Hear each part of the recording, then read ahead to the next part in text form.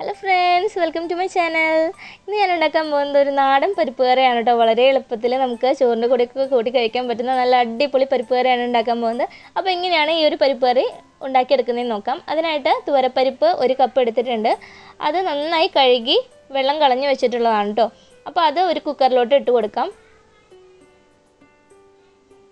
അതിനുശേഷം അതിലേക്ക് 1.5 കപ്പ് വെള്ളം ഒഴിച്ചു കൊടുക്കുന്നുണ്ട്. ഒത്തിരി ചാറായിട്ട് വേണമെന്നുണ്ടെങ്കിൽ 2 കപ്പോളം വെള്ളം ഒഴിച്ചു കൊടുക്കാം. ഞാൻ ഇപ്പോൾ 1.5 കപ്പേ ഒഴിച്ചിട്ടുള്ളൂ. അതിലേക്ക് പിന്നെ 1 ടീസ്പൂൺ ഉപ്പ്, 2-3 പച്ചമുളക് നടുകെ കീറിയത്, ഒരു സവാള നീളത്തിൽ അരിഞ്ഞത്, പിന്നെ വേണ്ടത് തക്കാളിയാണ്. തക്കാളി നിർബന്ധമില്ല, താല്പര്യമുള്ളവർക്ക് ചേർത്ത് കൊടുക്കാം. അതും കാൽ ഭാഗമൊക്കെ മതി കേട്ടോ. തക്കാളിയുടെ മുഴുവനായിട്ട് ഇട്ട് കൊടുക്കണ്ട, ഒരു 1/4 ഭാഗം ഇട്ട് കൊടുക്കുക. അതിനുശേഷം നമുക്ക് കുക്കർ അടച്ചു വെച്ചിട്ട് ഒരു 2 വിസിൽ വരുന്നത് വരെ നമുക്കിതൊന്ന് വേവിച്ചെടുക്കണം കേട്ടോ. അങ്ങനെ 2 വിസിൽ വന്നു. നമുക്ക് ആവിയൊക്കെ പോയതിന് ശേഷം കുക്കർ ഓപ്പൺ ചെയ്ത് നോക്കാം.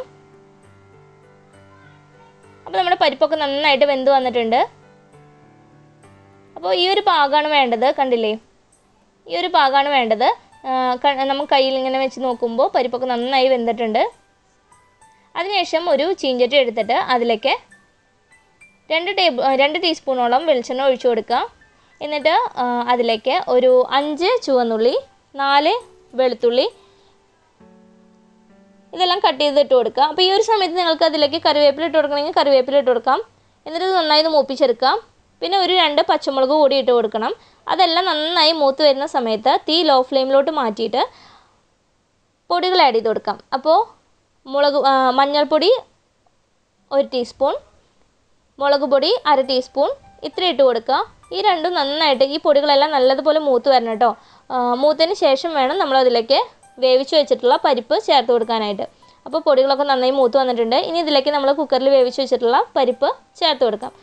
എന്നിട്ട് എല്ലാം ചേർത്ത് നന്നായിട്ടൊന്ന് മിക്സ് ചെയ്ത് കൊടുക്കുക. ഈ ഒരു സമയത്ത് ഉപ്പ് ഇതിൽ ടേസ്റ്റ് ചെയ്ത് നോക്കിയിട്ട് ഉപ്പ് കുറവാണെന്നുണ്ടെങ്കിൽ ഉപ്പിട്ട് കൊടുക്കാം കേട്ടോ. അപ്പോൾ ഇപ്പോൾ ഒത്തിരി കുറവ് പോലെ എനിക്ക് തോന്നിയതുകൊണ്ട് ഞാൻ കുറച്ച് ഉപ്പിട്ട് കൊടുക്കുന്നുണ്ട്. അത് ഓരോരുത്തരുടെയും ഉപ്പിൻ്റെ അളവിനനുസരിച്ചിട്ട് ഇട്ട് കൊടുക്കാം. എന്നിട്ട് നന്നായി ഒന്ന് മിക്സ് ചെയ്തിട്ട് ഒന്ന് തിളയ്ക്കുന്നത് വരെ വെയിറ്റ് ചെയ്യുക. നല്ലതുപോലെ ഒന്ന് തിളച്ച് വരുമ്പോൾ നമുക്ക് തീ ഓഫ് ചെയ്തിട്ട് ഇത് സെർവിങ് ഡിഷിലോട്ട് മാറ്റാം. അപ്പോൾ വളരെ എളുപ്പമാണ് ഈ ഒരു പരിപ്പ് കറി. നിങ്ങൾക്ക് എല്ലാവർക്കും വീഡിയോ ഇഷ്ടമായെന്ന് വിചാരിക്കുന്നു. ഇഷ്ടപ്പെട്ട് കഴിഞ്ഞാൽ ലൈക്ക് ചെയ്യാനും ഷെയർ ചെയ്യാനും കമൻറ്റ് ചെയ്യാനും മറക്കരുത് കേട്ടോ. Thanks for watching.